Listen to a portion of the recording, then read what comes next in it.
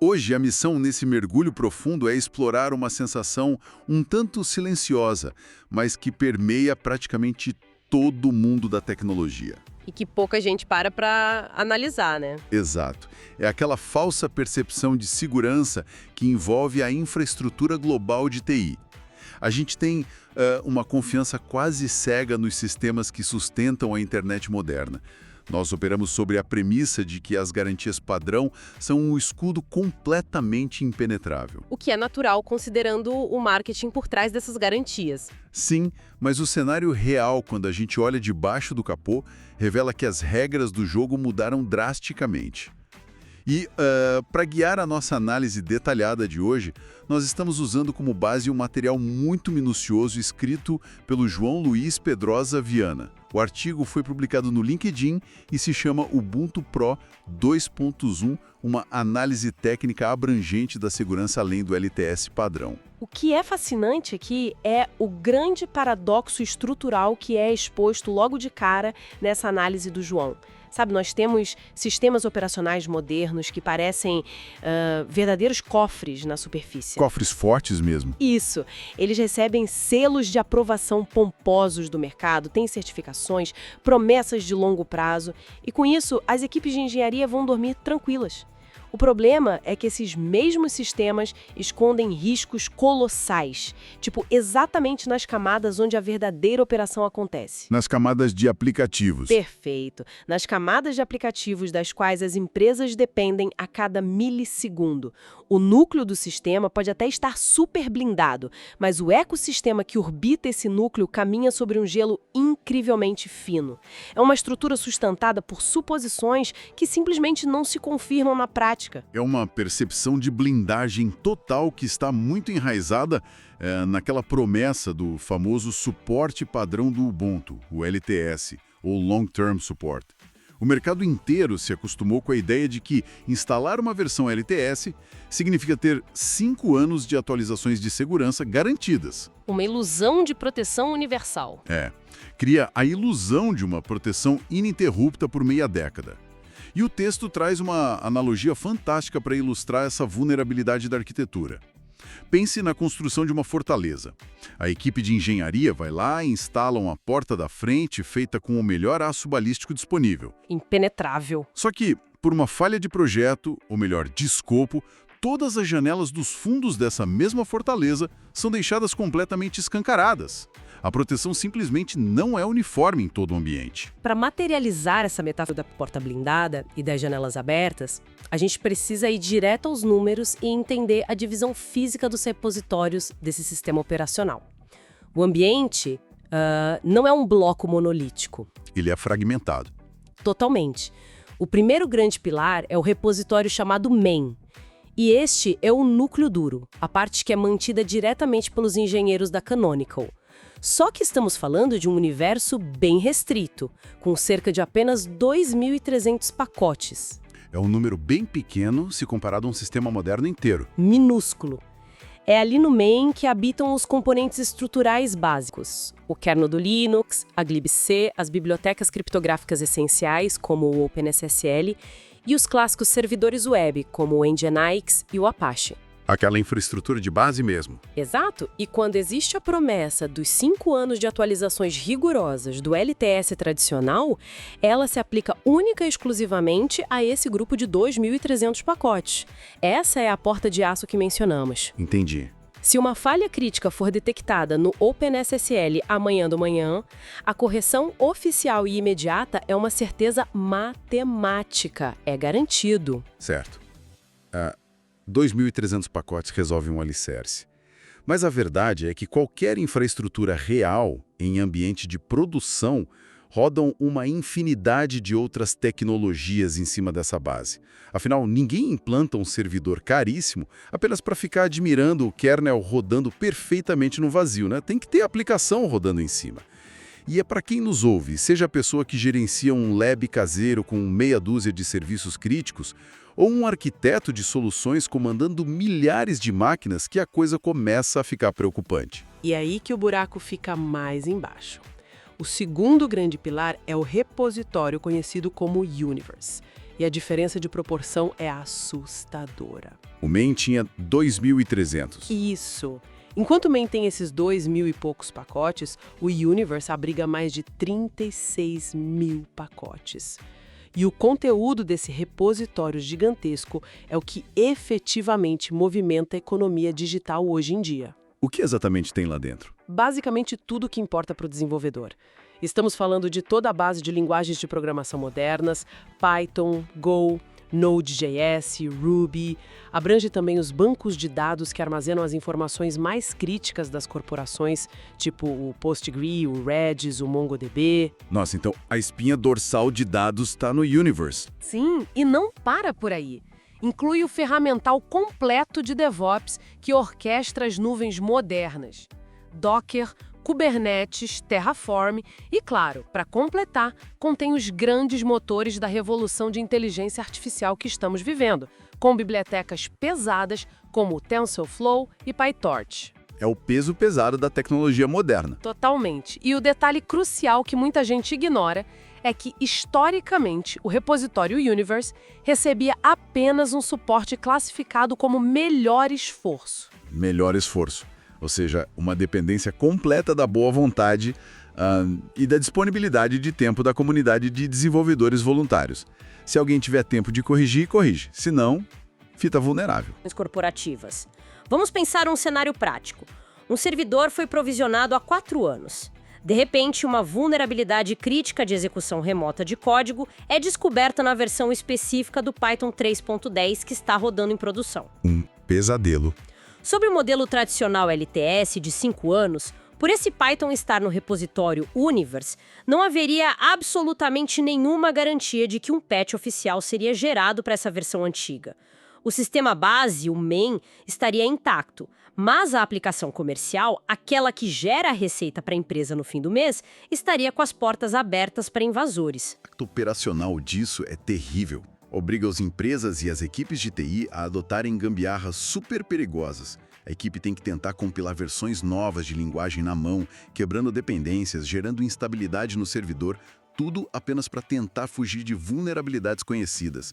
É um cenário de apagar incêndio constante. E é insustentável a longo prazo. Exato. E a mudança de paradigma para resolver essa dor de cabeça enorme de logística e de segurança atende pelo nome de Ubuntu Pro. É uma iniciativa comercial que foi introduzida no início de 2023. O núcleo absoluto dessa transformação que o Ubuntu Pro traz é um serviço chamado ESM. A sigla significa Manutenção de Segurança Expandida. E o conceito do ESM simplesmente destrói aquela divisão de risco clássica. Ele unifica as coisas. Ele pega aquela janela padrão de 5 anos e dobra. Estende o suporte para 10 anos completos. Mas o verdadeiro salto monumental aqui não é apenas cronológico, ele é de escopo. Ah, claro, o alcance dos pacotes? Exatamente. O SM abraça todos os mais de 38.300 pacotes do sistema de uma vez só. Ele elimina completamente a fronteira de risco entre o repositório main e o Universe. Do ponto de vista da arquitetura de implementação, o serviço atua através de 2 fluxos técnicos paralelos. O que, parando para pensar, faz muito sentido. Considerando que um nó na rede focado apenas em armazenamento em bloco não tem a mesma superfície de ataque ou as mesmas necessidades de um cluster gigante rodando múltiplos microserviços e bancos de dados em containers, tem que ter uma divisão estratégica. A separação técnica respeita muito bem essa realidade prática. O primeiro fluxo atende pelo nome de SMAN Infra. A função dele é puramente cobrir a infraestrutura base, prolongando a vida daqueles 2.300 pacotes do repositório main. Para ambientes mais enxutos. Isso. É a ferramenta desenhada sob medida para appliances de rede, nós de armazenamento puro e hypervisors bare metal. Já o segundo fluxo é o SMAN Apps, e este sim é o responsável por alterar as regras do mercado de forma definitiva. Porque é ele que abraça o caos do universo. Exatamente. Ele cobre a imensidão dos 36 mil pacotes do repositório Universe. Isso na prática garante que um cluster pesado de PostgreSQL ou uma infraestrutura gigantesca baseada em Redis continuará recebendo adaptações de segurança validadas e oficiais durante uma década inteira, sem nenhuma necessidade de upgrades forçados, que, como sabemos, poderiam facilmente quebrar a compatibilidade das aplicações legadas. Mas, ouvindo isso, surge um obstáculo prático colossal nessa equação inteira. Rastrear fóruns de segurança pelo mundo, testar compilações, garantir que o patch não quebre o sistema principal e distribuir tudo isso para 36 mil pacotes de forma ininterrupta soa como um desafio que desafia a própria capacidade humana de engenharia. A matemática desse esforço exige uma estratégia de triagem muito agressiva, não? Com certeza. A Canonical não tenta abraçar o mundo às cegas. A estratégia empregada é detalhada na análise técnica sob o conceito de Ubuntu Priority. É um filtro altamente pragmático de engenharia de software. Não há promessas irreais de tentar corrigir toda e qualquer vulnerabilidade microscópica que não tenha impacto prático no dia a dia. Uma abordagem focada no risco real. Exato. O foco do time de segurança recai com força total sobre vulnerabilidades de gravidade crítica e alta.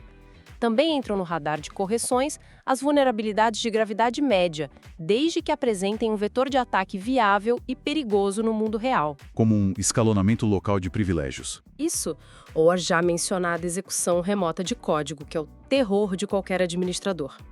Mas tem um outro aspecto brilhante desse modelo que vale destacar, que é o formato de patrocínio corporativo. Clientes de grande porte e empresas globais podem solicitar e patrocinar a correção de pacotes obscuros específicos que sejam vitais para as operações particulares deles. E isso beneficia só a empresa que pagou? Aí é que está a sacada. Uma vez que o patch é desenvolvido e homologado pelos engenheiros, ele não fica restrito apenas àquele cliente milionário. Ele é distribuído globalmente para todos os usuários que estão sob a proteção do Ubuntu Pro. É uma verdadeira rede de inteligência coletiva, mas que é impulsionada pelo capital privado. Aqui é onde a coisa fica realmente interessante. Ter o patch disponível e testado resolve apenas o aspecto teórico da cibersegurança, mas quem já operou infraestruturas complexas na vida real sabe que a aplicação do patch no kernel é historicamente um evento profundamente traumático. Uma noite sem dormir. Múltiplas noites. Envolve aprovações em múltiplos níveis de diretoria, janelas de manutenção de madrugada nos finais de semana, queda programada de serviços em produção e aquela tensão imensa aguardando para ver se as máquinas vão realmente ligar de novo após o reboot. E é aqui que entra a mecânica do Live Patch, transformando esse pesadelo operacional em um processo invisível. Tecnologia Live Patch representa um alívio simplesmente imensurável para o gerenciamento de crises em TI. A dinâmica tradicional que conhecemos exige reiniciar o servidor porque o kernel atual, rodando na memória, precisa ser descarregado para que a versão segura, recém-instalada, assuma o controle do hardware. O famoso reboot obrigatório. Que derruba tudo. Mas o Live Patch ignora essa exigência arcaica através de injeção dinâmica de código. Funciona assim. Quando uma falha crítica de nível de kernel é identificada, um arquivo binário extremamente específico é gerado pela equipe de segurança. Esse binário é aplicado em tempo real na memória RAM, diretamente no kernel que já está em execução. Sem desligar a máquina? Sem desligar absolutamente nada. Os containers não param de rodar, as transações de banco de dados financeiro continuam fluindo sem interrupção, as conexões de rede dos clientes não caem, a vulnerabilidade é neutralizada com o avião em pleno voo. Fantástico! E, posteriormente, quando a equipe de TI agendar um reboot normal por qualquer outro motivo logístico durante o ano, o patch convencional de disco já estará consolidado lá, aguardando para o próximo ciclo de inicialização. A engenharia por trás de manipular espaços de memória de um sistema operacional em execução sem causar um colapso completo, o temido kernel panic, é uma coisa muito impressionante. Mas essa precisão cirúrgica certamente impõe algumas restrições arquitetônicas rígidas para garantir a estabilidade das máquinas. Com certeza. A física do software tem seus limites. A análise técnica pontua essas restrições com muita clareza. O aspecto mais crítico para garantir a estabilidade do servidor é que os patches fornecidos pelo Live Patch são estritamente cumulativos. Como assim cumulativos? Significa que não se aplica um remendo por cima de outro remendo, de forma isolada, o que acabaria criando uma torre super instável de modificações na memória. Cada nova carga binária do Live Patch já engloba todas as correções anteriores aplicáveis àquela versão do kernel. É um bloco único de segurança atualizada. Entendi. Muito mais seguro assim. E sobre os testes? A validação ocorre em hardware físico real e altamente diversificado. Eles fogem de ambientes puramente emulados para evitar aquelas surpresas desagradáveis que só acontecem no silício real. E sobre o alcance, é importante notar que na versão 24.04, o suporte atende às arquiteturas AMD64 e os robustos mainframes S390X. E qual a maior limitação que o pessoal de infraestrutura precisa lembrar ao desenhar a arquitetura? A limitação fundamental é o próprio escopo de atuação da tecnologia. O Live Patch salva única e exclusivamente o kernel. Ele não tem nenhuma jurisdição sobre bibliotecas de espaço de usuário. Então, por exemplo, se houver uma falha crítica no OpenSSL ou diretamente no binário do servidor Nginx, os processos afetados ainda precisarão ser reiniciados através dos métodos convencionais. A máquina física não reinicia, mas o serviço web sim. Exatamente. A máquina sobrevive intacta sem reboot, mas a aplicação específica precisa do ciclo de reinício. E o custo de ignorar essa automação do kernel reflete de forma violenta nas planilhas financeiras de qualquer corporação, além de destruir o moral das equipes de engenharia de confiabilidade. E não precisamos ficar apenas no campo da teoria sobre isso. Existem dados empíricos sólidos, mostrando o abismo de produtividade entre usar ou não essa tecnologia dinâmica de patch em escala. Tem um caso real impressionante que é amplamente documentado pela Canonical. Trata-se do provedor de infraestrutura japonês GMO Pepabo.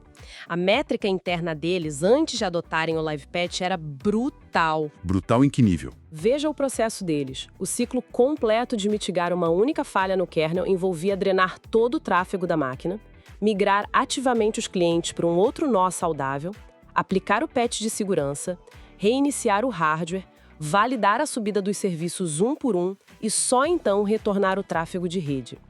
Esse processo todo consumia, em média, 32 horas de esforço técnico altamente qualificado por servidor físico. 32 horas para um único servidor? Exato. Em um parque de 80 servidores deles, o cálculo ultrapassa facilmente a marca de 2.500 horas de trabalho humano. 2.500 horas focadas exclusivamente em manter o status quo de segurança básico. Não estavam criando nada novo, só tapando o buraco. E com o Live Batch? Com a implementação da tecnologia de injeção dinâmica, esse número absurdo de horas caiu vertiginosamente para muito perto de zero. É um resgate massivo de horas de engenharia valiosas. Horas que puderam ser redirecionadas para desenvolvimento de produtos e inovações reais, em vez de ficarem prevas em manutenção de rotina de final de semana. É, de fato, uma libertação de recursos humanos. Mas há um outro lado da segurança corporativa que a análise também aborda, que não tem absolutamente nada a ver com eficiência de engenharia e otimização de tempo. Tem tudo a ver com obrigações legais, auditorias governamentais exaustivas e o medo constante e real de multas milionárias ou até a perda de contratos públicos. Se conectarmos isso ao cenário mais amplo, veremos que em ecossistemas críticos como os setores de saúde, financeiro e defesa militar, a cibersegurança deixa de ser um mero diferencial técnico de marketing. Ela passa a ser uma exigência contratual punitiva e rigorosa. Não tem margem para erro? Nenhuma. As infraestruturas precisam ser comprovadamente seguras. É um universo inteiro movido a perfis de hardening. Nesses ambientes, o sistema é endurecido e travado seguindo diretrizes espartanas para reduzir ao máximo absoluta a superfície de ataque. Bloqueando portas, desabilitando módulos. Isso, desabilitando qualquer módulo do kernel que não seja estritamente essencial e forçando o uso de protocolos de criptografia que muitas vezes são antiquíssimos ou então extremamente específicos, dependendo unicamente da lei que está em vigor naquele país ou setor. A quantidade de normas e siglas nesse meio parece uma sopa de letrinhas totalmente impenetrável. Nós temos requisitos como o FIPS 140-2 e a sua evolução natural, o 140-3, além de monstruosidades burocráticas enormes como o DISESTIG. E aplicar tudo isso manualmente, em centenas de servidores, lendo páginas e páginas de documentações intermináveis, é um convite aberto para o erro humano. E o peso de auditar e manter essas certificações é gigantesco para qualquer corporação. Para se ter uma ideia, o FIPS é um padrão federal do governo norte-americano para aprovação de módulos criptográficos. Se uma infraestrutura toca, mesmo que de leve, em dados governamentais dos Estados Unidos, a forma matemática como uma chave SSH é gerada ou como um simples disco rígido é encriptado, precisa seguir religiosamente o padrão FIPS, que tem que ser homologado por laboratórios independentes. E o DISA-STIG é ainda pior, né? O DISA-STIG é um degrau bem acima na escala de complexidade. Estamos falando dos guias de implementação técnica de segurança do próprio Departamento de Defesa dos Estados Unidos. São padrões militares.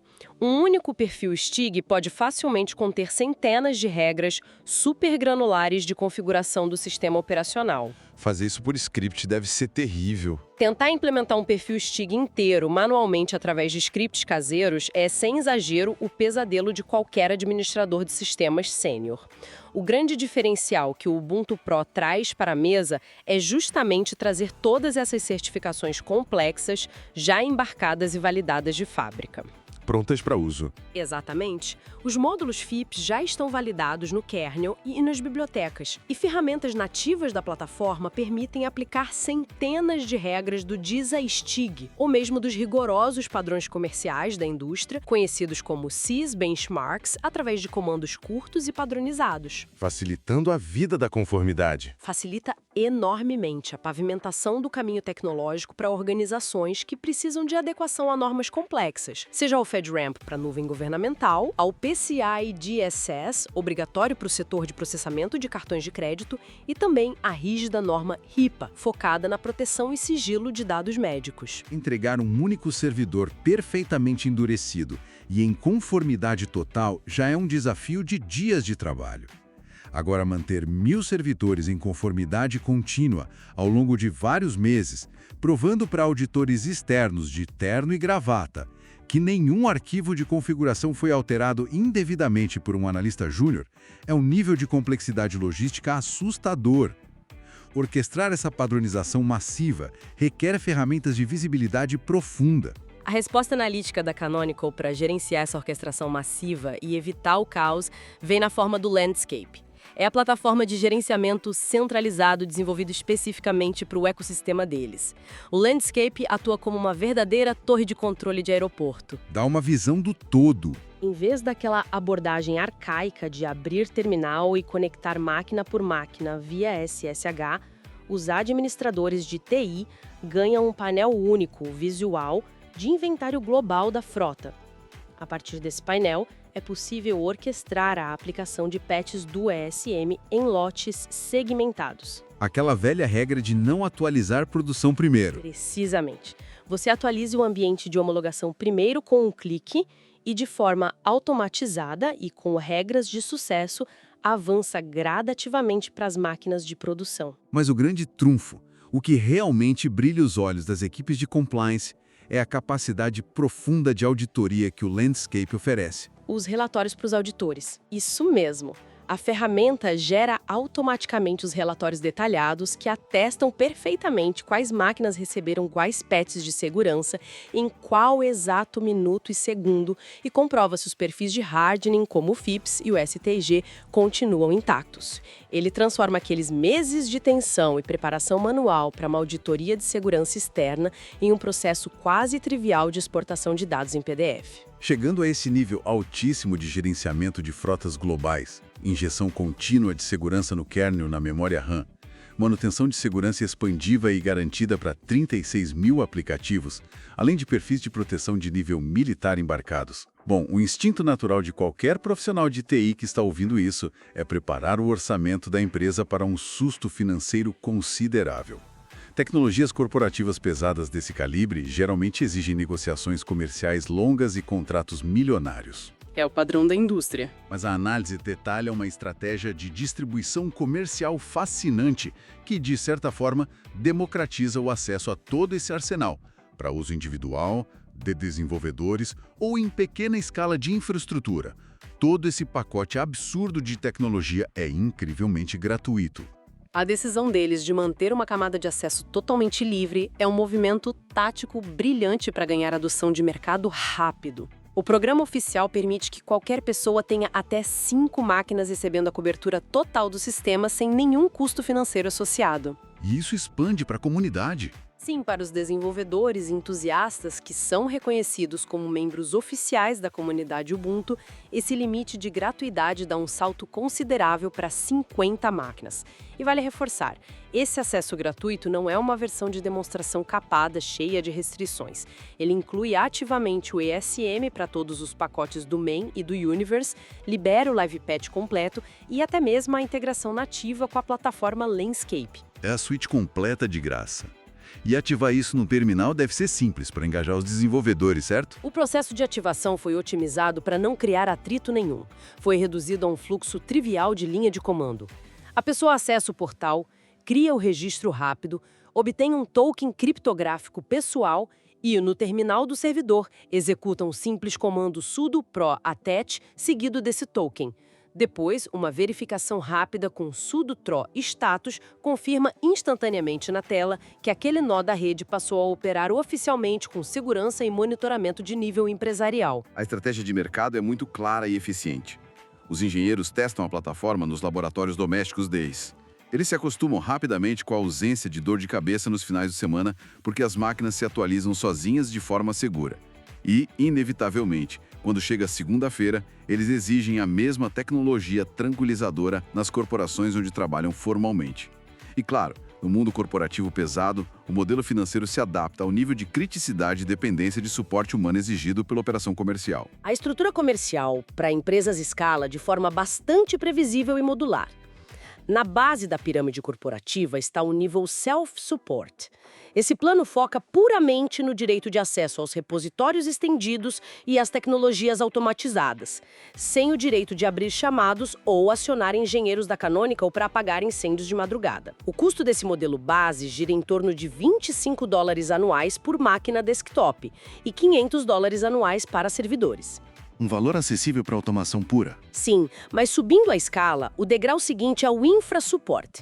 Esse já é desenhado para operações de missão crítica real, oferecendo atendimento humano especializado 24 horas por dia, 7 dias por semana. O foco de suporte humano aqui é garantir a estabilidade do núcleo do sistema, da infraestrutura base. Esse plano é tabelado na faixa de $1.775 anuais por servidor físico. E para quem precisa que a Canonical segure a onda caso um banco de dados complexo no Universe quebre. Aí entramos no topo absoluto da cadeia alimentar de suporte, que é o plano Full Support.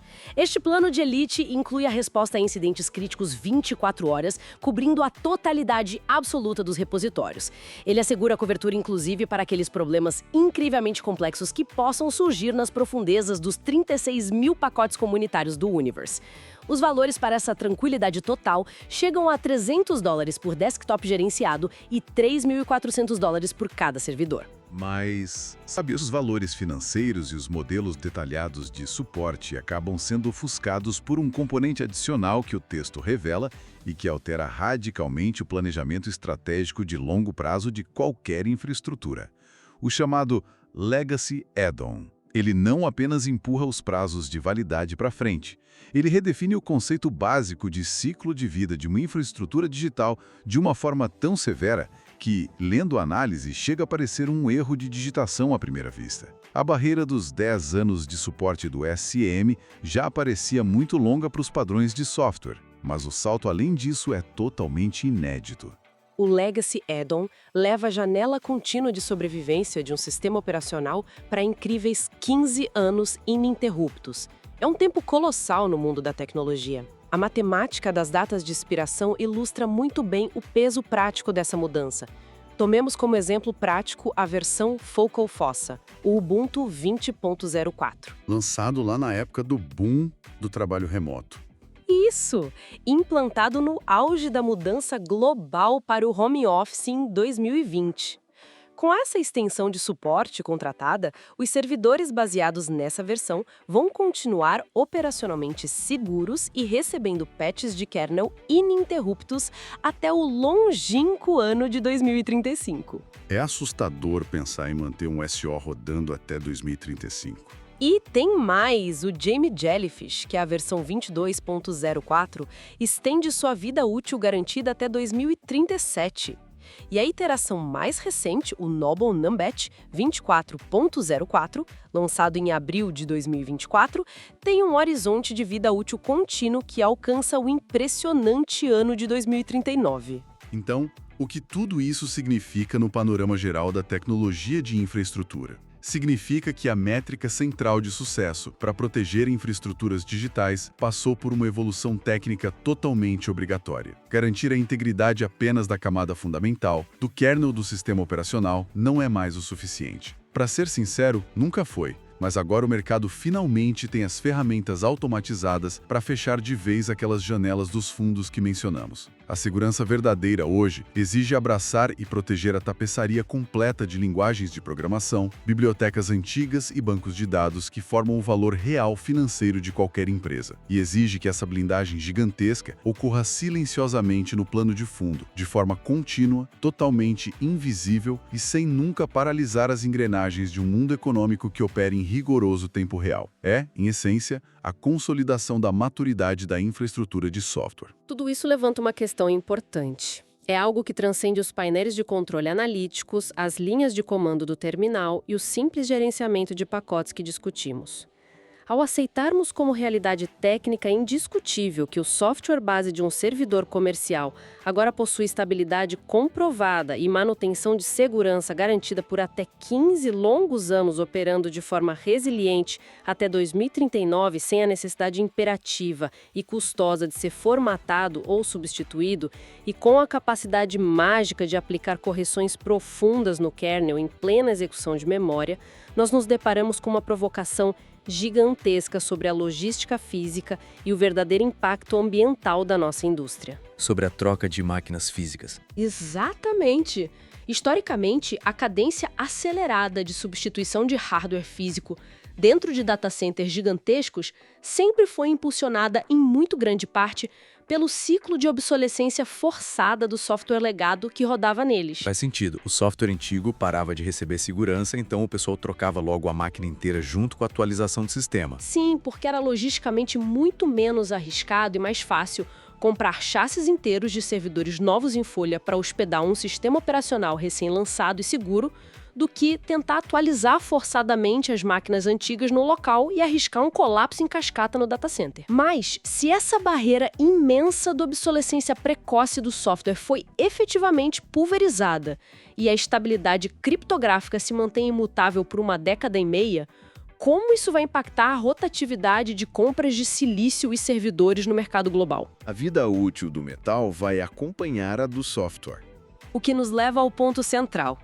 Será que a consequência mais revolucionária e até agora ainda silenciosa do Ubuntu Pro e dessas tecnologias complexas de extensão de vida útil não reside apenas no campo da cibersegurança contínua em si, mas sim na promessa ambiental de uma drástica e urgente redução na geração de lixo eletrônico dentro dos data centers corporativos do futuro? É uma perspectiva que muda completamente o cálculo de sustentabilidade do setor. É um ângulo fenomenal e muito importante para encerrarmos hoje. A busca corporativa por sustentabilidade das operações digitais e segurança máxima, forçando de quebra uma nova era de sustentabilidade física e ambiental através da pura e simples resiliência extrema da engenharia de software. Eu convido profundamente a comunidade e quem nos ouve hoje a analisar as próprias infraestruturas. Investigar com calma os servidores ocultos nas empresas onde atuam ou até mesmo aquelas máquinas de laboratório operando silenciosamente debaixo da mesa há anos. Quanto de todo esse ecossistema vital está operando nas sombras, focado apenas no esforço da comunidade e exposto às inevitáveis vulnerabilidades que chegam com o tempo? Fica a reflexão para continuarmos expandindo os nossos horizontes analíticos nas operações de TI. Um mergulho denso, técnico e fascinante hoje. E o questionamento vital sobre a sobrevida dos data centers globais e nosso lixo eletrônico certamente continuará instigando nossas mentes pelas próximas semanas. Até a próxima análise.